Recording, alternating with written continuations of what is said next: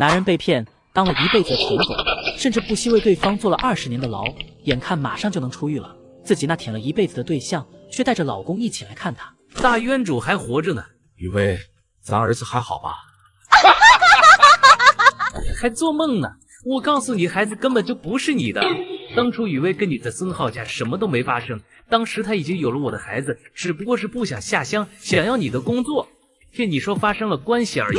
谢谢你这么些年对我儿子的照顾，而且还将自己所有的财产都给了他，还真是大方。不可能，你说谎！醒醒吧，周伟，谢谢你当了这么多年的舔狗，还帮我和我男人顶罪，不然坐牢的就是我们俩了。孩子确实不是你的，不然你下乡了，我怎么会和袁磊结婚？我只是看上了你当时的工作，避免下乡吃苦罢了。你以为别人替你养儿子，殊不知你才是那个冤种。这些年你给我钱，给我东西，对自己的父母不管不顾，导致他们伤心过度去世了。你还真是个好儿子呢。为什么这么对我？为什么要骗我？怪你自己没脑子，舔狗到最后终是一无所有。忘了告诉你，帮你照顾你父母的那个女人死了。什么？知道真相的男人受不了这么大的打击，逐渐气息。伟哥，你睡着了吗？谁在说话？我不是死了吗？周伟强撑着精神睁开了眼，只是他看到眼前之人时吓了一跳。这张脸他当然忘不掉，刚刚还见过，自己的一生就是他害的。只是周伟不明白的是，这张脸为何变得年轻了，仿佛是他们刚认识的时候，而且周围的环境也变了。伟哥，你怎么了？没有搭理孙雨薇，周伟静下心来，开始打量周围，只是他越看越心惊。这是我兄弟孙浩的房间，这场面是孙雨薇第一次给我下套的时候，这难道是1974年我重生了？周伟不敢相信自己重生了，但眼前的景象却说明这一切，以前的记忆也如潮水般涌来。记得上一世的今天，我来孙浩这里喝酒，孙雨薇也在，只怪自己当时眼瞎，居然喜欢孙雨薇，不小心喝多了，就在孙浩床上睡了会。孙浩喝完酒去上班了，没想到孙雨薇也爬上了床，而他就是这时候给我下的套。正是从这个时候开始，我就开始万劫不复了。感谢老天爷给我重生的机会，让我能挽回一切。接受了重生的事实，周伟倒也淡定了起来。他直接下了床，在孙雨薇的目瞪口呆之下，径直离开了。而周伟的重生故事也开始了。这里是1974年的京都，周伟父母都是棉纺一厂的职工，他爸还是厂里的副厂长，他妈之前是细纱车间的一个主任。不过在周伟高中毕业时，为了不让他下乡吃苦，就将工作让给了他。工作将近3年，他现在也还只是一个普工，马上就要升为小组长了。但前世因为被孙雨薇下了套，周伟也喜欢他，在他泪眼婆娑地说身体不好，下乡会要了他的命。趁机提出想要他的工作时，周伟毫不犹豫的就答应了，因为这事父母气得半死，亲妹子也对他有隔阂。周伟把工作让给了外人，导致自己的亲妹子也只能下乡，最终在乡下被人算计，永远留在了乡下。这一次我不会再重蹈覆辙，做出错误的选择，更不会去做那到最后一无所有的舔狗。不仅如此，还要将上辈子你们欠下我的连本带息的讨回来。周伟想着前世的这些事，不知不觉也到了自家门口。想想许久未见的亲人，他有些激动。小伟回来了。回来了。压下内心的激动，努力克制眼中的酸楚，周伟必须表现得平静，可不能被看出什么异常。正好我重生了，我又回来了。爸妈、妹妹，再看到你们真好。看着站着不动的儿子，林淑芬张了口。小伟，你是不是有什么事啊？有啥事你就直说。爸妈，我决定报名下乡，将工作让出来。哥，你真的要将工作让给孙雨薇？哼，你个混蛋蛮夷！周伟想起上一世自己这么说的时候，自己老爹发了很大的火，工作没有了，自己下乡了，而且下乡没多久，孙雨薇就和别人结婚了。这一世结局应该要重新改写。爸妈，我不是要将工作给孙雨薇，是想给小妹。哥，你说真的？可是什么？我听见孙雨薇跟人说你会将工作给她的。不会，我怎么可能将工作给一个外人？我是那样的人吗？难道不是吗？你马上要毕业了，没工作就要下乡，我要将工作让出来，肯定也是让给你。我想过了，我一个大男人下乡也没什么，但小妹不一样，从小也没吃过什么苦，更没干过什么农活，去下乡肯定很遭罪。我将工作给小妹，我去下乡，反正家里有一个下乡当知青的，这样旁人也没可说的。咱们家的周副厂长在这个位子上也能做得更稳当。你真的要将工作让给你小妹？让给我妹，我下乡。爷们了，是个做哥哥的样子。周伟一番话说的周父周母激动不已。儿子终究是长大了，成熟了，手心手背都是肉，但有一个人必须要下乡，儿子比女儿却要好很多。哥，谢谢你。工作交接的事宜早不宜迟，明天就去厂子里办手续。重生之后，面对心机女的再次诬陷，周伟当场揭穿她的阴谋，改写了前世的结局。张伟这样的决定，对他们家里现在的情况来说，无疑是最好的决定。工作交接的事宜早不宜迟，周伟让妹妹第二天跟学校请个假，一起去厂子里办手续。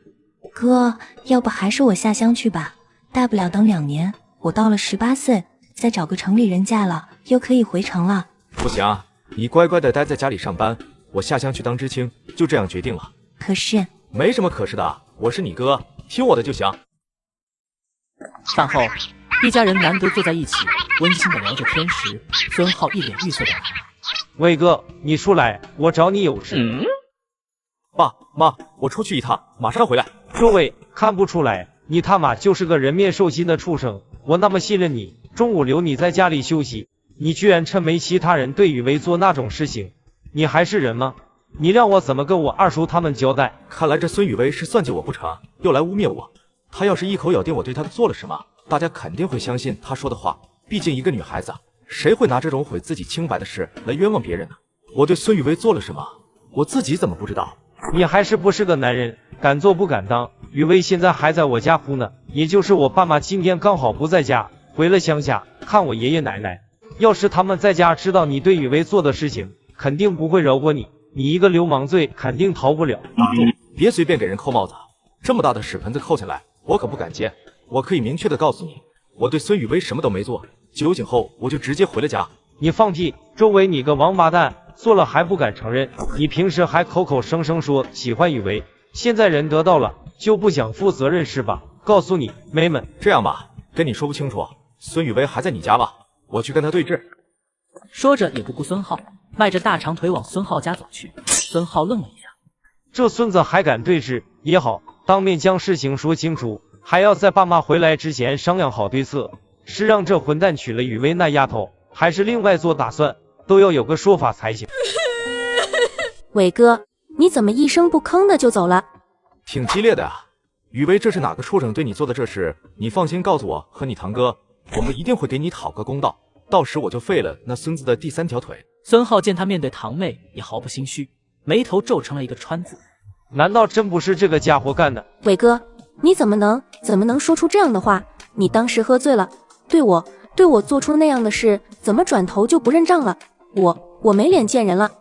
孙浩一听这话，怒视着周伟，恨不得上去给他2句。好你个周伟，到这个时候你还不承认，你他妈还是不是个男人，敢做不敢当。别瞎说，我是读过书的，正人君子一个，我根本没碰过他。到这个时候你还不承认，叫你来不是让你推卸责任的，是让你解决事情的。那你说说要我怎么解决？还用问吗？都发生这事了，你还不想着负责？周伟也不理会孙浩，而是直勾勾地盯着孙雨薇。孙雨薇，你说你也要我为此事负责吗？孙雨薇看着周伟的眼神，感觉很有压迫感，心虚地低下头。伟哥，你要是不对我负责，我就真的没办法活下去了。凭什么？什么凭什么？凭什么不是我做的，还要我负责？我记得当时走的时候，咱俩衣服都穿得好好的，我就奇怪了，我怎么欺负你了？孙雨薇，不要将我当成傻子，我没做过的事赖不到我头上，你和谁乱搞，你就去找谁负责，不要将我当成冤大头。伟哥，你怎么能这么说我？明明是你对我做了龌龊事，你居然还这样说我，你怎么能这样？我怎么不能这样？孙雨薇，敢不敢去医院检查检查，看看你有没有怀孕？孙雨薇的脑子瞬间被怀孕这2个字炸裂，她都有将近2个月没来月事了，会不会真的怀孕了？这个时候她不敢赌，要是真的怀孕了，那今天这谎言就不攻自破。伟哥，你真要这么逼我吗？是我逼你，不是你在逼我吗？我没做过的事，你还逼我承认，你和袁磊真是打的一手好算盘啊！别以为我不知道你们的算计，搞这一出无非是想要我的工作。告诉你孙雨薇，别白费力气，我的工作就算不留给我妹，也不可能给你。孙雨薇瞪大了眼睛，不可思议地看着他怎么可能知道我和袁磊的事？张伟揭开了孙雨薇的真面目后，就没想多做停留，随后离开了孙家。重生后，周伟不再当舔狗，揭穿上一世害惨他心机女的阴谋，并将袁磊绳之以法。你收拾一下，赶紧回家吧，我就当不知道这事。现在孙浩也是不想多看这个堂妹一眼，想到她跟男人在自己床上拔萝卜，就膈应的要死，瞥了一眼自己的床，也不知道自己换一张床会不会被老娘追着打，不换这床还能睡吗？操，还真是难为死了。孙浩越想越烦躁，踢了床架子一脚，吓了孙雨薇一跳。孙浩没去理他，重重的呼出一口气，走了出去。孙浩找你啥事？怎么感觉他怒气冲冲的？没啥事，一点小误会已经说开了。晚上周伟回到自己房间，他没有马上休息，而是拿出纸笔，准备跟紧这个时代的步伐，响应号召。半个小时不到，一封匿名举报信就写好了。翌日清晨，周伟早早就起了床，穿上几封昨晚写好的举报信出了门，将几封举报信分别投入了革委会、公安局、街道办等几个地方的信箱。当然，棉纺2厂也是少不了的。中午下班回到家，妹妹就拉着他的胳膊说道：“哥，出大事了！听说孙雨薇跟人搞破鞋，被抓起来了，而且被揪去医院做检查，竟然还怀上了。”我也听说了，街道办亲自去逮的人，还有棉纺2厂的那个袁磊也被抓起来了。早上我们棉纺3个厂子的干部正在开会的时候，2厂的袁厂长就被人匆匆叫走，好像就是为了他儿子的事，搞不好袁厂长这次也会受到牵连。周伟没有吭声，他要的不是搞不好这种不确定的因素，而是要一定要让袁长江在这次事件中受到牵连。袁长江就是袁磊和孙雨薇的强有力的后盾。哥，你没事吧？我能有啥事？没事就好。孙雨薇的事，希望你能看得开，她不值得你难过。放心，我肯定不难过，毕竟这件事与我无关。袁磊和孙家那丫头的事也给了你们一个警醒，作风问题很严重，一定不能犯错，平时做其他事情也是一样，也要小心。就在这时，孙浩怒气冲冲地走了进来，也没有和别人打招呼，直接指着周伟说：“是不是你？周伟是你写的举报信对不对？”不是，孙浩，我告诉你，别给脸不要脸。昨天你就污蔑我，今天又来质问别人之前，请拿出证据来。他是怎么都不可能承认举报信的事，这要是承认了，让人怎么看他，怎么看他的家人？不是你，是谁？就你知道雨薇的事情？说了不是我，就不是我。我不知道还有谁知道这事，但你也不想想，既然我都知道了他们俩的事，那其他人知道也不稀奇。真不是你，真不是我。不管怎么说，孙雨薇是你堂妹，看在你的面子上，我也不会这么做。孙浩盯了他好一会，才无力的转身，缓步离开，也不知道信没信这番说辞。袁磊和孙雨薇的事情也有了新的进展，革委会的人居然在袁家搜出了大量的钱财，袁长江直接吃了花生米，袁磊和袁母被下放到了一个偏远的农场，孙雨薇倒是逃过一劫，不过她的名声已经臭了，也没办法继续待在城里，只好回了乡下老家。现在天气还热，你带上夏天的衣服就行，被子也就一床薄被子就可以了，其他的厚衣服和厚被子，等天冷了我们给你寄，给你准备了全国工业票，脸盆和保温瓶这些，你去了那边再买。你把饭盒和水壶带上，解放鞋我给你买了2双，还给你做了1双布鞋，还买了1双胶靴。听说乡下下雨天就得穿这个鞋子，东北那边冬天冷，我托你表舅的关系，到时候给你弄一件军大衣寄给你。我给你的礼库缝了一个口袋，你走的时候将钱票都放里面，路上就2天的时间，不用换裤子，也不要将钱票掏出来。这样的话，林淑芬同志几乎每天都要交代一番，周围也不嫌烦，而刑天李母担忧，这个道理他懂，加上上辈子对父母的亏欠，现在觉得听母亲这样唠叨也是一种幸福。1天1夜的火车，周伟跟着一群知青，终于是到了红星公社。站在红星公社的门口，看着这熟悉又陌生的环境，周伟提着柳条箱和京都皮革包的手又紧了紧。没过多久，各个大队来接知青的人都陆续到了青山村，来的是大队长的大儿子云朝辉，也是那个在监狱里一直看望自己傻老太婆的塔子。云朝辉同志是吗？是啊，你咋知道是我？旁边一起到青山大队插队的3个知青也一脸疑惑地看着周伟，周伟这才知道刚才是自己过于激动。刚才听公社领导介绍过，说青山大队有可能是云朝辉同志来接我们，还说你年纪跟我差不多，所以看到你我就猜测是你了。你好，今天有点农忙，所以来的有点晚了，让你们久等了。没事，我们也刚到不久，农忙是大事。我叫周伟，是从京都来的，以后也是青山大队的一员了。其他3位知青也连忙上前介绍自己，介绍完大家又寒暄几句，云朝辉直接将他们4人送到了知青府，就赶着牛车离开了。回忆1974年，当知青干农活的时候，新来的朱婷婷受不住劳累，在烈日炎炎下晕倒了。陈家辉着急忙慌的去扶她，没将人家朱婷婷扶住，反而也被压倒。其他知青顿时慌了神。周伟就在两人的身边，看着地上的两个人。周伟正想将地上的两人弄起来，谁知视线瞥到陈家辉的手时，他忍不住心里暗骂一句：靠，孙子绝对是故意的。周伟直接拎起了他那只不怀好意的手，旁边一转。哎呀，周知青，你怎么这么粗鲁？陈知青这样会摔坏的。我不粗鲁点，难道让他们俩继续这样叠着，到时候村里人过来看到他们这个样子像话吗？搞不好整个知青点都会受牵连。赶紧的，你们女知青来2个人，将朱知青扶起来。林峰也反应过来，赶紧开始安排。李梅、苏小芳，你们俩先将朱知青扶起来。吴鹏飞和赵军，你们也照顾一下陈知青。我去跟大队长借牛车，送他们去卫生所看看。等一下，还是我去吧。说着，也不等林峰答应，周伟就飞快地窜了出去。没一会就到了云朝辉除草的庄稼地。云朝辉同志，麻烦借一下牛车，我们有2个知青晕倒了，要送去卫生所看看。话虽然是对云朝辉说的，可是眼睛在四处乱瞟，依旧是没看到那母日思夜想的身影。云朝辉倒是动作迅速，很快就从牛棚那里套了牛车，往知青的那块地里走去。卫生所村里没有，还得去红星公社，将近2小时的路程。周伟也是趁机跟云朝辉套话。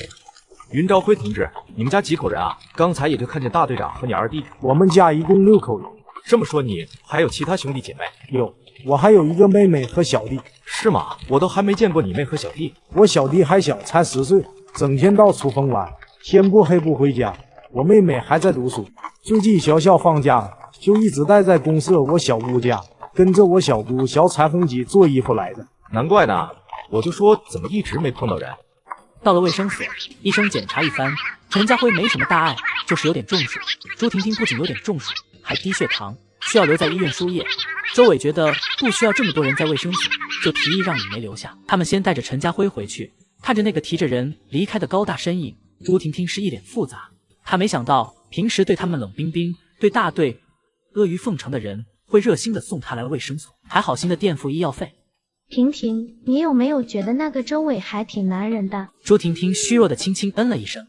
你们刚来的那天，咱们知青点有好几个女知青，看那个周伟眼睛都直了，个子高身材好，关键长得也帅。朱婷婷不由得想到自己在汽车站第一次见到他的情景，人来人往的车站里，他站在那里就是鹤立鸡群，一种独特的气质十分吸引人，他也不时偷偷打量着他。这边周伟从国营饭店出来的时候，就看见云朝辉在和一个妇人笑嘻嘻的说着话，旁边还站着一个小姑娘。周伟立马顿住了脚步，心紧紧揪起，呼吸也便深起来。周知青，快过来！云朝辉见他站着半天没动，向他挥手喊道。周伟忍着激荡的心情，抬步缓缓靠近。云朝辉同志，先垫垫肚子。这2位女同志是我小姑和小妹，她们要去供销社，正好路过。小姑好，还有小妹好。打完招呼，又将手里剩下的2个包子和2个馒头塞到云秀的手里。云秀哪里肯要，推搡着要还给他。周伟手大力气也大，握住他的手腕不让他动。不用客气，小姑和小妹吃，我再去买2个。说完，转身又小步跑进了国营饭店。云秀拿着包子馒头，呆呆地看着那抹高大挺拔的背影，然后看向云朝辉说：大哥，这样你和小姑吃吧，等会我多给她点钱票。云秀点点头，和云朝辉又说了2句，就和小姑离开了。回到村里，云朝辉回家拿了钱票要给周伟，周伟没有接。辉哥，你这跟我客气啥？真不用给，这次就当我请你了。下次咱俩有机会一起去公社，你再请我。好，改天我请你。晚上，周伟正准备去屋后冲澡的时候，冯少明的叫喊声传来：伟哥，有人找你。周伟一个哆嗦，妈蛋，这称呼着实有点难听，谁找我？那个今天的事，谢谢你，这是你帮忙垫付的医药费，还给你。周伟没注意到他的不自觉，接过递过来的钱，一把塞进了裤兜，没多说什么，转身回了宿舍。朱婷婷看着他的背影站在原地，并没有马上离开，不知道在想什么。又在地里忙了几天，庄稼地里的活暂时告一段落，可以休息几天了。周伟准备往公社去一趟，一来可以去公社打打牙祭，二来顺便看看能不能在公社碰见他家秀秀。到了国营饭店，好好的慰问了一下自己的五脏六腑后，就想去供销社买包烟，只是发现自己没有烟票。这个操蛋的年代，买包烟抽也是奢侈。又转了一圈，还是没碰到那个小妮子，只好准备打道回府。只是走到半路，就遇到了一辆拖拉机停在路中间。周伟一看这情况，就知道是拖拉机坏了。同志需要帮忙吗？我会一点修车技术。真的，同志，你真的会修车？真的。太好了，那麻烦同志帮忙，帮我看看这铁疙瘩是咋回事。周伟微微点头，开始检查。他先是检查一番油箱，发现油箱这里没有问题。接着他又开始检查气门杆和导管是否有卡死。检查到这里，基本就确定了原因，气门杆和导管之间的间隙过小的缘故。重新调整了一下气门间隙和减压机构，然后拿起摇杆塞到拖拉机头部的一个小孔里，使劲地捏紧，然后拖拉机就突突突的起。嗨，兄弟，真有你的，你去哪？我送你。我是青山大队的，准备回去。不过看你这样的，应该是去公社相反方向。算了，我自己走回去就行。没事，耽误不了什么。走，上车，我送你回去。周伟见他真诚，再继续帮村民修好拖拉机，去接上。伟哥，你好厉害！没想到你还会开汽车，不仅会开，还会修。我下乡之前跟我们厂子的一个老师傅学的，开车修车都是他手把手教的。我爸是厂子的副厂长，跟老师傅的关系不错。我从小就时常跟在车，看他开车，听他讲车。张亮听他这样说，原本就想交好的心态就更强烈。首都来的插队之星，老爹还是一个厂子的副厂长，这条件必须要竖大拇指。以后你们农机站如果有车子要修，可以来青山大队找我。修车不是我吹，技术不会比我师傅差，拖拉机、汽车、大货车都能修。好的，伟哥，那到时候找你帮忙，你不能推拒。放心，不会。张亮直接将周伟送到知青点。拖拉机开进青山大队的时候，那独特的响声顿时吸引村里老少爷们和大姑娘、小媳妇，大家都跑出门看热闹。一群小屁孩还跟着拖拉机跑，吸着那浓黑的尾气。伟哥，那我先回了，改天来找你。说完，张亮就开着拖拉机。你是哪家小孩？我是大队长家的。周伟脸上的笑容加大，果然真是秀儿那个最小的弟弟。周伟一把将他提溜进了宿舍。放开我，你放开我，不然我找我哥来揍你。你准备找哪个哥来揍我？大哥还是二哥？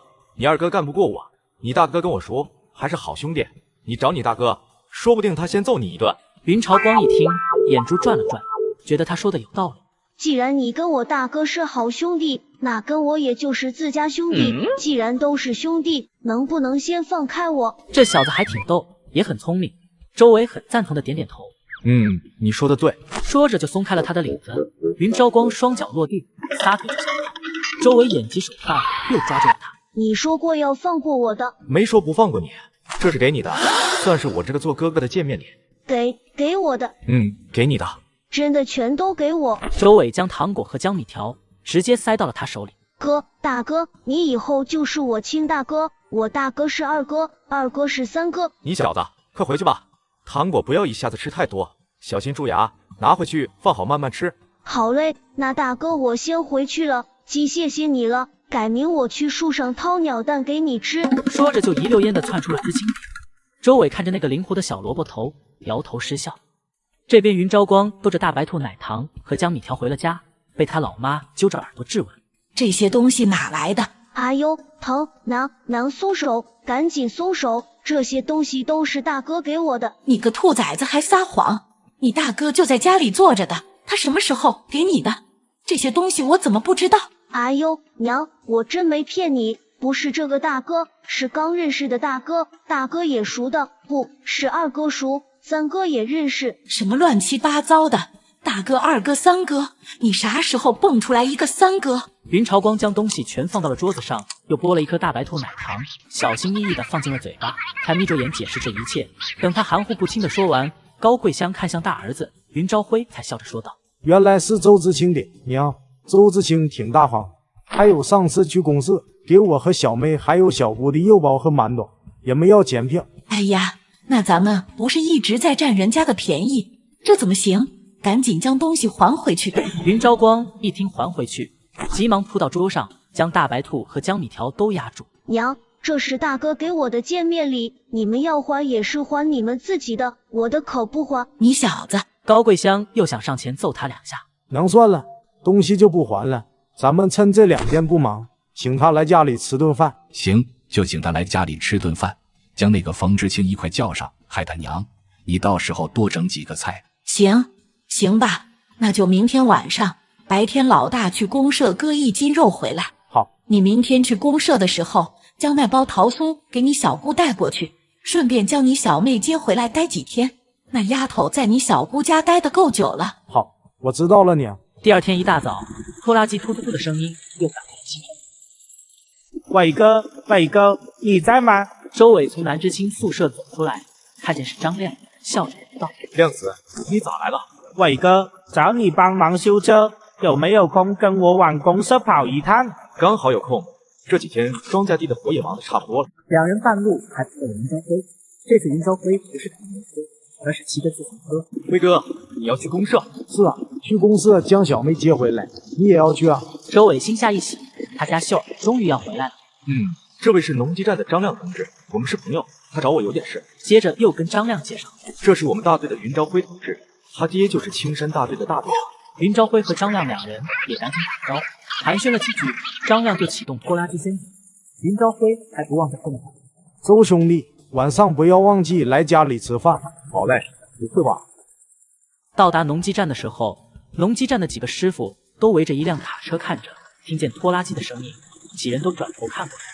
爸，这就是我跟你说的周伟同志。昨天半路我拖拉机坏了，就是他帮忙修好的。张站长，您好。周同志你好，听张亮说你会修车，我们农机站正好有辆车坏了，想麻烦你帮忙看看。旁边的几个师傅都露出了不信任的眼神，他们都修不好，就连修车技术最好的徐师傅也束手无策。这么一个毛头小子能修好？站长，亮子从哪里找来的人？这修车可是一个技术活，不是谁来都能修好。他看上去比亮子还小，一看就不是什么经验老道的老师傅。到底懂不懂车都难说，不要车没修好，反而将车子的那些好的零部件都整坏了，那就得不偿失了。不碍事，让小周同志看看也没什么，修不好也正常，毕竟咱们大伙都没办法。张红喜没再管严文翰，又笑眯眯地对周伟说：“小周同志，你要不上手看看？”张站长，那个我就试试看，放心，没把握的话我不会动手。回到1974年，周伟靠着上一世的记忆帮村民修理大货车。周伟心里已经有了检查方案，开始动手检查，一边检查还一边跟张亮解说：“你说的这些我们也知道，都检查过了，根本不是这些问题，还说你技术很牛，我看也就那样。着什么急？都还没检查完，不要急着下定论。好，我倒要看看你还有什么办法。亮子，刚才我们查了以上的地方都没有问题，我们再看看化油。如果车子有一段时间不使用化油器，就容易造成堵塞，无法供油，也会造成发动机的动力不足，无法启动。伟哥，那要怎么检查？看到没？就是这个滤芯的问题导致的。那位修车技术很好的徐师傅好奇问道：“周同志，这个小滤芯有什么问题吗？”这个滤芯肯定是一直没有更换过，上面都是一层残留物，导致供油不足。这个小滤芯有新的吗？这个还真没有。无妨，张兄弟，你去将这个小滤芯清洗干净，擦干了拿过来。这个还可以再将就几天，不过也不能用太久，不然车子还是会出现这种情况，要趁早换掉。好，明天就将车开到县里去换。张亮将洗好的小滤芯拿过来，周伟又把滤芯装了回去。终于修好了，张站长，我上车发动一下车子试试，看看情况。还不等张红喜回答，严文翰又在旁边说道：“不行，你会开车吗？车子坏了你赔得起吗？”周伟懒得理他，见张红喜没反对，就打开了驾驶位的车门，坐了上去。哈哈哈，他不会连车子启动都不会吧？小周同志要不要我？还不等他把话说完，车子就突突突的响起来，接着很快车子就动了起来。没开多远，车子就掉头回来了。周伟将车熄火，麻利的从车上跳了下来，笑着说道：“张站长，行了，暂时没什么问题了。”好，周同志果真如张亮说的那样，真是年轻有为。张亮崇拜地对着周伟竖起了大拇指，厉害！其他几位师傅也连连夸赞，那位徐师傅更是激动地说道：“是啊，年轻有为啊，比我这个垫脚石强多了。”哪里？徐师傅谬赞了，还有很多不足的地方需要向你们学习。严文翰看着众人对周伟的夸赞，心里很是不服气，看着周伟的眼神也很是不善。周伟自然感受到了那抹不善，微微侧头回给了严文翰一个不屑的眼神。他这个动作，严文翰气得差点跳起来。他那什么眼神？蔑视嘲讽吗？周伟没有理会他。晌午过后，烈日正耀，周伟顶着炎热刺目的太阳，早已满头大汗。没错，这次周伟回村的时候是开着拖拉机回来的。他现在已经是农机站的临时工了。拖拉机开进村，这次村民看清开拖拉机的人是谁后，都炸开了锅。那些从来没打过招呼、还没说过话的汉子，不会高喊一声：“周知青回来了！”回来了。孩子们还是一如既往的喜欢跟在拖拉机屁股后面闻尾气。周伟还看到云朝光也在这群孩子中不断朝他挥手大喊：“大哥，大哥！”小光，快上来，带你转一圈。好嘞，大哥，你可是我亲大哥。自己还没爬上拖拉机，就指着旁边一群小萝卜头提出要求：“大哥，让他们也坐坐呗，都是一个村的兄弟。”行，看在你的面子上，就让他们都上来。谢谢大哥。你大哥有没有把你姐姐从公社接回来？二哥回来了，还盛了一大块五花肉。我妈说晚上做红烧肉吃，到时候大哥你多吃点。我告诉你，我娘做红烧肉的手艺一绝。说着还呲溜了一下口水。拖拉机停在了知青宿舍门口，也没管这群在上面玩的小孩。进了男宿舍，洗完澡后，提着东西叫上冯绍明，准备早点过去。周知青会不会太早了？反正没事，就早点过去。你要是现在不去，我就先走了。行，你先走，我等会再过去。周伟微微颔首。小光，我们出发去你家。好嘞，大哥，你身上咋这么香，跟城里那些娘们似的？你不懂，这是男性荷尔蒙的味道，跟娘们身上的香味不一样。啥是男性合理的味道？周伟也懒得多解释，从口袋掏出一把大白兔奶糖，转移他的注意力。给你吃糖。我的好大哥，咋又给糖吃？上次你给的我都还没吃完。没事，吃不完就给你哥哥姐姐吃。我哥他们不吃糖就不给了，倒是我姐，女孩子嘛都爱吃糖，我到时候给她2颗，不然把她馋哭了就不好了。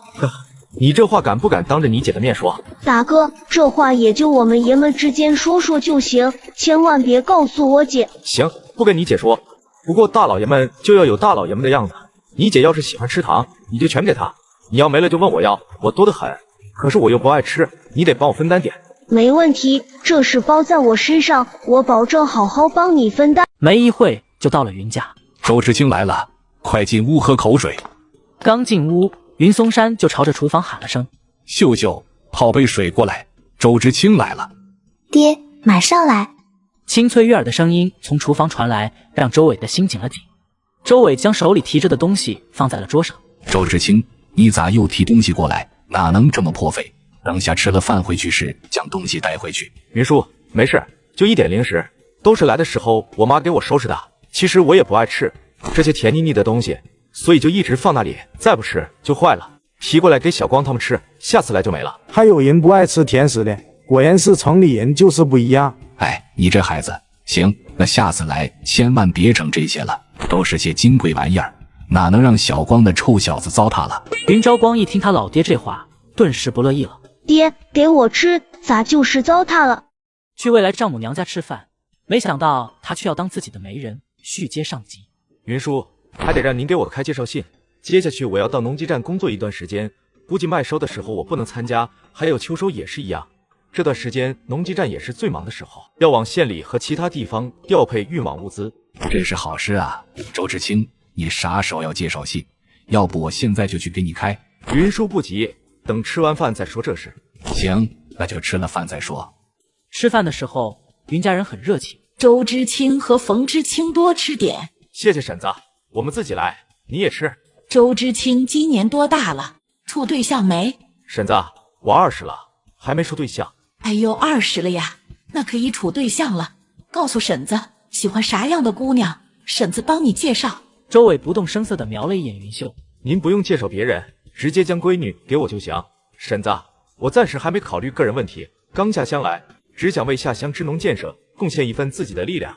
以后我要是有看中的姑娘，一定让婶子帮忙牵线搭桥。好好好，有喜欢的一定跟婶子说，我帮你去说媒。还有冯知青也一样，有喜欢的姑娘也让婶子帮你去说。冯绍明没想到会说到自己身上，毕竟还只是一个16、17岁的小青年，对处对象有着莫名的羞涩，脸都红了。谢谢婶子。其他人见状都哈哈大笑起来，冯绍明更不好意思。娘，你操心别人处对象的事，也不见你操心大哥和二哥。高桂香斜了一眼这个不省心的小儿子，没接话。是我这个当娘的不操心吗？老大那个死心眼，喜欢老沈家那个姑娘，可人家又看不上他，他这头倔驴，别的姑娘也不找他，不找老二也没办法找，一个快21了，一个18了，早该找对象了，都快愁死了。云朝阳则是看了他大哥一眼，然后用筷子敲了一下云朝光。吃饭都堵不住你的嘴。周伟将云家一家人的神色都看在眼里，大哥这是受过情伤，看上那家姑娘了，人家没瞧上他。饭后，云松山带着周伟去了大队部，给他开介绍信，给了他一张盖了章的空介绍信，让他自己去写。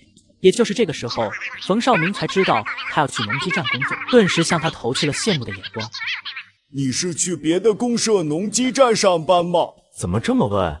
冯绍明看了看他手里的介绍信，周伟顿时明白过来，解释了一句：要去县里报名考驾驶证，驾驶证都没有就能去农机站上班，说明这技术很牛啊，伟哥厉害。周伟想到他前世的那些遭遇，想了想，还是好心的提醒道：小明啊，你有没有想过在乡下处对象的事？我见刚才云婶子提起，你脸都红了，是不是有喜欢的姑娘了？没，我从来没想过在乡下找对象。只说不想在乡下找对象，没否认有喜欢的姑娘，看来是在老家有喜欢的人了。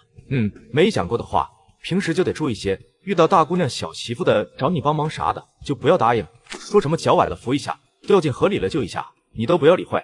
伟哥，这崴脚了可以不管，但是人家掉河里了也不救吗？这万一丢命了怎么办？丢不了，跑去喊人就对了，村里人多，一叫一嗓子就有人会去救他。可是万一人家来不及咋办？来不及就是他的命。我问你，你要是下河救人，怎么救？要不要抱着人家，将人家拖上岸？那肯定要的。那你将人家抱了，摸了，要不要负责？啊，这不应该吧？要不你试试？不，我还是叫人好了。人家问起来，就说我不会游泳。第二天，周伟就跟着张红喜去了县里的驾校，给周伟的信息登记好，他就正式进入了实习期，半年后就能拿到驾照。周同志，有趟长途要去哈市，我想你带着亮子跑一趟没问题吧？没问题。张叔什么时候出发？明天就出发，来回估计4天的时间。要不你今天就不回村了，今晚就跟亮子凑合一晚，明天直接从公社出发。周伟想了想，就点头应了下来。这一趟，两人要运一批粮食到哈市的粮站，然后再从哈市带一批物资回公社。两人到达哈市，将粮食交接后，就早早的入宅休息。第二天天刚蒙蒙亮，周伟就起了床。亮子，我有事要出去一趟，你要一起吗？要去，等我一下，很快就好。两人下楼随便吃了点东西，周伟就开始在街上乱逛。其实他是在观察地形，想找黑市倒卖点东西。没走多久，后面就呼啦啦的一群人跑过来。快跑，检查的来了！等这群人过去后，谁知这时候后面又来了一个人，肩上还扛着一个蛇皮袋。真是要钱不要命啊！扛蛇皮袋子的人听见周伟的话，咬了咬牙，将蛇皮袋子往他们身边一扔，撒就跑。周伟看着跑远的男人，忍不住飙了一句国粹。听到转弯处的脚步声越来越近，想也没想就提起蛇皮袋子。张兄弟，快翻墙！伟哥，吓死我了！周伟没有回答他，而是尴尬的挥挥手。嗨，同志，你好呀！我操！瞬间一个屁股蹲坐在了地上。小姚是什么声音？我怎么听见有人说话呢？没什么，是院墙外面传来的，好像又抓人了。原来是这样啊！于瑶看着自家院子里的2个年轻男人，再看看地上的那个蛇皮袋子，东西留下1/3，我要你们从正门走。周伟本打算去黑市讨点东西，没想到半路却捡到一个麻袋。续接上集，东西留下1/3，我要你们从正门走。周伟没有犹豫，就点头答应，伸手拿过蛇皮袋子打开，看清里面的东西后，张亮和于瑶顿时都瞪大了眼睛，齐齐的咽了一口口水。伟哥，周伟现在终于明白，那人为什么会舍不得这一袋子东西，这里面可都是好东西。那几叠大团结和零散的钱票不说，还有那些值钱的玩意，光手表都有20-30块，还有那金银首饰。周伟看着这些东西，思索着丢掉东西的那个男人身份肯定不简单，估计最后也是没办法，迫不得已才舍财保命。担心那人回来找麻袋。周伟三言两语就将事情说明白。这么说，这东西也不是你们的。从那人丢在我们脚下的那一刻起，就是我们的了。行，我知道了，我只要钱票，其余的你们带走，最好不要在这边脱手。说着，他上前翻了翻钱票，就拿了一叠大团结以及一叠票据，然后丢下一句话：等我一下，我马上回来。就匆匆进了屋，没一会就拿着一个布袋子出来了。东西分这2个袋子装，你们提着这个蛇皮袋子出去，我担心有人看见。周伟点点头，将一部分东西分到另一个布袋，和张亮一人扛着一个布袋。余姚还将家里唯一值钱的28大杠推了出来。你们骑车走要快点。周伟没有拒绝，他知道余姚现在也不差这辆自行车。伟哥，没想到这一趟这么刺激，又这么幸运。是啊，真是刺激又幸运。本来还想带你到黑市摸摸门路，以后咱们也倒腾点东西赚点钱，谁知刚想赚钱，这就有人扔了一麻袋，这感觉真爽。是啊，真爽。不过以防万一，我们得赶紧离开这个地方。嘿，伟哥，我现在有点迫不及待地想分赃了。好，你分吧。行，我开始分了。伟哥，你放心，我分的绝对公平。周伟轻笑摇头，他没担心过这点。伟哥，我知道今天都是你的功劳，不过见者有份，我就跟那个小姚一样，拿钱就可以了，剩下的都是你的。你跟他不一样，这些东西咱俩平分，那些金银咱俩一人一半。这东西你回家找个地方藏好，近些年都不要拿出来。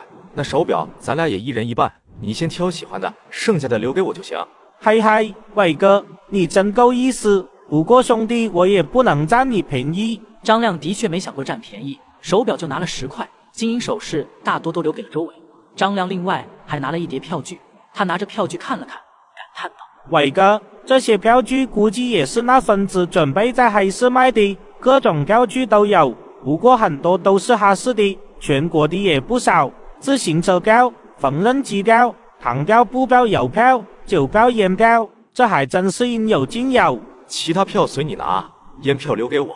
哈，行，伟哥，烟票全留给你。早说你要烟票，我就从家里给你弄了。我爸有烟票，这些日子也没见你抽烟，不会憋坏了吧？可不是憋死老子了，就是没烟票，一直买不到烟。两人一路上都说说笑笑，感觉时间过得挺快。张亮都觉得他还没激动完，就回到了公社。第二天，张亮和张红喜一大早就到了农机站，看见周伟，激动地说道：周同志，叔要好好感谢你，今天中午先不回村了，到叔家喝2杯。张叔，改天，今天我先回村一趟，有点事。张红喜看了一眼他身边的布袋子，瞬间明白过来。行，那就改天。说着，又从衣服口袋里拿出一包华子。听亮子说，你最近憋坏了，这是叔的珍草，你拿着。周伟眼睛一亮，毫不客气地接过华子，就揣进了兜里。谢谢张叔。你把货卡开回去，后天过来，还有一趟长途要跑。行，张叔，那我就将车子开走。好，回去准备下，这次跑外省，来回估计要10天。回村之前，周伟还去供销社买了2瓶酒、2包烟，还扯了几块布。车子开回村，这次是真的疯了。不仅小孩子跟着车子跑，就是很多大人也跟着跑。车子刚开起，冯绍明就顶着一张乌青的脸喊道：伟哥，你回来了。周伟看了看他的脸，顿时沉声问道：谁打的？冯绍明看了一眼修世杰，那意思不言而喻。人是我打的，怎么了？谁叫他多管闲事？周伟看着修世杰那嚣张样，缓缓开口：多管闲事，多管了谁的闲事？那是谁的狗腿子，就多管谁的闲事了。你才是狗腿子，简直就是个强盗。伟哥，这人将你的床铺占了，还将你的箱子和被子都扔到了地上。我不过就说了2句，他就开始动手打人。是吗？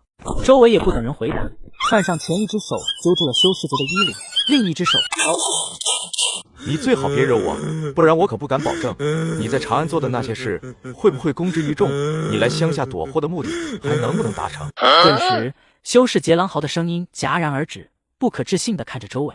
这人是怎么知道我家是长安的？更重要的是，他怎么知道自己下乡来当知青的目的就是为了躲避一些麻烦的？难道他在长安有认识的人，听说了什么？还跟那家有关，那家人会不会通过他整自己？此时的修世杰哪里还有什么嚣张的气焰？睁圆的双目，除了意外就是恐惧，怔怔地看着周围。记住了吗，孙子？记住了。嗤哼一声，大步进了知青宿舍。修世杰现在也顾不得脸上的疼痛，起身走进了男知青宿舍。那位周知青，对不起，床铺我让回给你，我马上将东西收拾。不用，我在公社上班，不经常回知青点住，占一个铺位也是浪费。我去找大队长，让他随便给我安排一个地方。伟哥，你要走？我看这次又新来了好多知青，这知青宿舍明显有点挤，再加上我一个就更挤了。我去找大队长，让他另外安排，反正我也不经常回来。冯绍明看了看炕上，的确很挤，再看看周伟这大体格，确实有点睡不下。伟哥，我陪你去找大队长。行，帮我抱着被子。周知青，你回来了。大队长在家吗？在的。周知青、冯知青，你们快进屋，我大哥二哥也在家。说完就朝屋里喊道：爹，周知青和冯知青来了。话音刚落，云松山和云朝辉、云朝阳三人就出现在了正屋门口。看着两人像搬家的样子，云松山疑惑道：周知青、冯知青，你们这是？云叔，要叨扰你们了。知青点那边人太多，有点挤不下。我今天刚回来，箱子和被子也被丢了一地。我时常不在，霸占着一个炕位也不太合适，就想拜托云叔另外帮忙安顿一个地方，我出钱租也可以。听是这事，云松山也有点心虚。其实说到底也是他们的失职，这次来的知青比较多，知青点就那么大，是有点挤了。周知青，没事，你先到我家住着，后面再做安排。周伟一听，心里乐开了花，表面却假装不好意思。云叔，会不会太麻烦你们了？麻烦啥？我们家之前给周辉准备了一间屋子，结婚用的，只是他一直没个对象，那屋也一直空在那里，床柜都打好了，住着也方便，你可以先住进去。旁边的云朝辉和云朝阳也跟着点头。云叔，那是给云大哥准备的新房，我哪能住进去？让云大哥住进去，我住他原来的屋就成。他是和朝阳、朝光住一个屋的，哪能让你跟他们挤一个炕？你就住西边那屋就好了。那好吧，等云大哥要结婚的时候，我再给他另起一间屋子当新房，柜子也重新打。不用，我暂时也不会结婚，连个对象都没有。晚上，周伟就开始清算自己的家当，将所有财物都倒在炕上。周伟看着这么多钱，脸上淡出了一抹笑意。一共有5055块9毛，在这个年代也算是一笔巨款了。还有一大堆的票据，有全国的，有哈市的。他想着还是要尽快找机会到哈市一趟，将这些票据都花了，将东西都藏好后，就拎着一个布袋子去了正屋。婶子，我买了几块布，但是不会做衣服，想麻烦你帮帮忙。说着就拿出了几块细棉布，其中还有一块碎花布。这碎花布是送给婶子的，总不能让婶子白忙活。哎呦，做几件衣服能费多大的劲？婶子帮你做，你将布拿回去。婶子这花布买都买了，我也用不到，您不要就浪费了。再说，你要是不要，以后我都不好意思再让你帮忙做衣服了。我要是去买衣服，还不知道要多花多少钱呢。你这孩子，行，婶子这次就厚着脸皮收下了，下次可不能再买了。高桂香看了一眼碎花布，到底还是年轻小伙，不知道我们这些上了年纪的妇人适合啥样的布料。这花色一看就是适合年轻小姑娘的，哪能给我做衣服？给我家秀秀做2身衣服还差不多。周伟又从布袋里掏出2包点心和几个头花。这次给供销社拉物资，这点心和头花都是发给我们司机的，点心就给小光吃。你们知道的，我不爱吃甜食，这头花我就更用不到了，给云秀妹妹带正好。哎呦，早就听说司机待遇好，没想到他们连头花都给啊。是啊，反正他们什么多就给什么。这次也是另外一个司机想要这头花，给他家人带回去，也就给了我同样的东西。云叔，婶子，过2天我还要跑趟长途，你们要是想要什么东西，都可以跟我说，我要弄点啥还是比较容易的。哎呀，真的啊，我们家一个亲戚，就是秀秀她小姑家，秀秀表哥处了个对象，现在正在谈婚论嫁，女方一定要3转一响，不然就不嫁。现在他们家也就一辆自行车和缝纫机，而且还是旧的，女方还不太看得起。叔，婶子，这3转1响我都能弄到，就是那女方家的态度，是不是有点太伤感情了？谁说不是呢？感觉不是看上高鹏那小子，看中的只是3转1响。不管怎么样，我下次出去的时候，如果能弄到这些东西，就先带回来，行，那就拜托周知青了。只是我们没有票，就多给点钱。婶子不急，东西弄回来再说。对了，婶子，这是我房门钥匙，你帮我保管。我走后可以让云大哥他们谁去我那屋睡，顺便帮我照看一下屋子。还有那自行车放呢，闲着也是闲着，你们都可以骑。自行车是余瑶给他们的，周伟就顺便带了回来。行，你走后，我让老大去给你守屋。你那屋东西不少，晚上没个人还真不放心。自行车要是有需要，我们不会客气的。周伟这次和张亮要去的是青城，青城是蒙省的省会城市，车子开了3天才到。在招待所安顿下来，睡了不到4个小时，两人就起了床，去外面随便吃了点东西，然后将那车物资送到了目的地单位，将物资交接好。两人准备去国营饭店吃点东西，再回招待所好好睡一觉。两人一边走一边聊，只是在一个巷子的拐角，迎面就撞上了一个男人。男人好像有什么急事，往后看了2眼，就快速的离开了。周伟看着急匆匆离开的男人，这不是五哥吗？周伟没想到在青城能碰到程武，程武是他上辈子在牢里认识的人，两人住在一个牢房，年纪相当，很是聊得来。正在这时，有2个穿着公安制服的同志急匆匆地跑了过来。两位同志，请问你们刚才有没有看到一个穿着黑色衣服的年轻男同志从这经过吗？看到了，刚才还差点撞到了我们。那你们有看到他从哪一条巷子跑了吗？是从左边那条巷子跑的。谢谢同志。2名公安一起快速地跑向左边的巷子。伟哥，你为啥要变公安同志？亮子，你先回招待所，我有点事情要处理，晚点再回去。不行，伟哥，我要跟你一起。好吧，你要跟紧点。程武，你不要出声，现在外面到处都是抓你的人，我知道你是冤枉的，放心，我会帮你。程武的眼睛瞪得跟铜铃一样大，满心的疑惑，这人是谁？为什么知道我的名字，还知道我是被冤枉的？转角遇到的不一定是爱，有可能是程武。你们到底是谁？想干什么？谁知道你说的是真是假？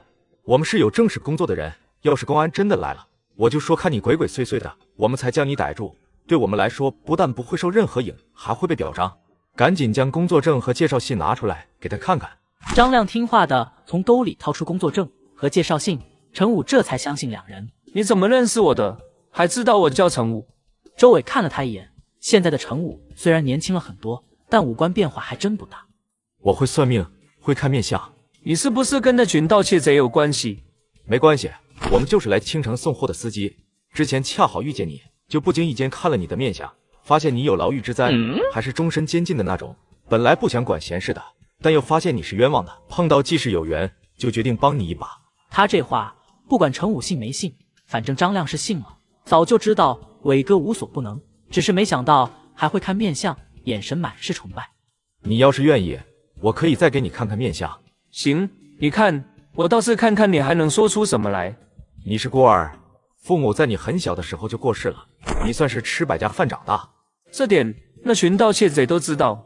行，那就说点别的。你小时候有次去人家家里偷吃的，被那家的公鸡啄了，位置正好是。说着，周伟的眼神就瞄向了程武的裤裆。你这也不是什么秘密。对，这也不是什么秘密，但是你那里受了伤，当时那公鸡家的主人知道了，给你上了药，给你上药的是一个姐姐。随着周伟的话语，程武的脸越来越红。从那以后，你脑子里会经常想起那位姐姐，你第一次自己那啥，也是想的她，我说的对吧？此时，周伟的话无疑掀起了惊涛骇浪。难道他真的能掐会算？天底下真有这样的神人？那岂不是所有人在他面前都没什么隐私？这样也太恐怖了。周伟似是看出了他心中的猜想。我不是随便什么人都能看得出来，跟我不熟又有点缘分的人才能看出一二，身边的亲朋好友是看不出的。你以后成了我朋友，我也就看不出你什么了。暂时打消了程武的怀疑，三人就开始商量接下去的对策。说说现在具体的情况。具体我也不太清楚，我们村的黑狗子说给我介绍一份短工，5天20块钱，说就是处劳力搬搬货而已，我觉得很不错，就答应了。后来我才知道他们是一群盗窃团伙，这一次他们偷的是运往京都的反坦克地雷，青城已经出动了大量警力进行地毯式搜查，我没有介绍信，来也去不了。现在唯一能让他们撤掉路口关口的检查，估计还是要破了案才行。你知道他们放东西的位置吗？知道是知道，但是我不能去告发他们，我要是去了，就等于自投罗网。谁说要你去告发？现在你不是一个人，还有我们。伟哥说的对，现在你不是一个人，还有我们。你将藏东西的地方告诉我们，我们假装热心群众去举报。程武平复了一下心情，才说出了地址。伟哥，我们赶紧去将地址告诉公安同志，让案子早点破了。等一下，没必要我们亲自出面，到时候公安问来问去也麻烦，写个小纸条，你去找个小孩送过去就行。我们最好还是不要引起公安的注意为好。我咋就没想到这个法子？就你，我都没想到，也就伟哥聪明。当公安同事看到纸条后，立即出动了大量警力。当他们到达民房的时候，几位主谋刚商量好对策，直接来了个人赃并获。妈蛋，居然还是不能回去！那黑狗子被抓了，肯定会供出我。我只要回村，公安肯定就会去抓我。周伟一脸凝重。程武，你想不想去港城？港城，听说那边生活的都是资本家。怎么可能？只能说有资本家，那边实行的就是资本主义制度。就目前来说，那边要比大陆发达，不过那里也很乱，穷苦的人很多，底层的人并不好过，时常也会被欺负，打架斗殴的现象不少，搞不好小命就没了。程武皱眉思索，他现在留下来也是东躲西藏，要是被抓，小命能不能保住也是两说。他一咬牙，我去港城。好，我想办法给你弄介绍信，你到时候坐火车先到羊城，然后找一个码头，想办法跟着货轮过去。记住，在码头上一定要小心，一切以命为主，只有命保住了，其他才好说。伟哥，你对我真是太好了，我要是个女的，肯定会以身相许。要不你再给我算一下，我去港城是否顺利？去了那边发展怎么样？我说了，只要有了关系，我就看不出来了。我算是救了你，就有了因果关系。你以后怎么样，我是算不出来的，只能靠你自己。真的？比真金还真。不过我可以跟你稍微提点一下，港城的工资都不低，就是扛大包一个月也能挣上千。上千？我弟个娘！只要肯干，养活自己没问题。不过港城很乱，有很多马仔，他们什么事都能干得出来，所以你要低调，有钱也尽量苟着。伟哥，这马仔我好像能听懂，那这狗子是啥意思？苟着就是低调的意思，不要让太多人注意到你。这个我在行，我从小到大就是苟着的。去了港城后，关注一下证券交易所这个地方，可以学习一点相关知识，但不要轻举妄动。今年年底之前不可以买进任何股票。这什么证券交易所？是什么地方？股票又是什么？为什么不能买？你只要记住我说的就行。去了港城，自己去证券交易所了解一下就知道了。一定要记住了，先不要买，想买也只能等今年过年了再说。最好的时机就是过年前后，那时候你可以闭眼入。伟哥，这些都是你算出来的吗？目前我也就能算出这些了。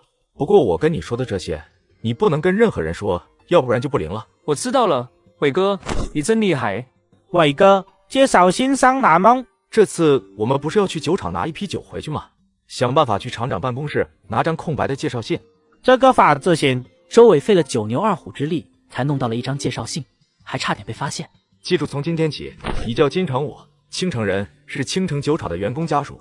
这次到彭城是探亲去的，另外还有1000块钱，你藏好，最好是放在内裤里。对了，你内裤有兜吗？没有。走，我们2个去换。伟哥，你真的不穿我那裤衩吗？虽说我有好多天没换过了，但也比你光着腚好吧？把嘴给我闭上，抓紧走吧。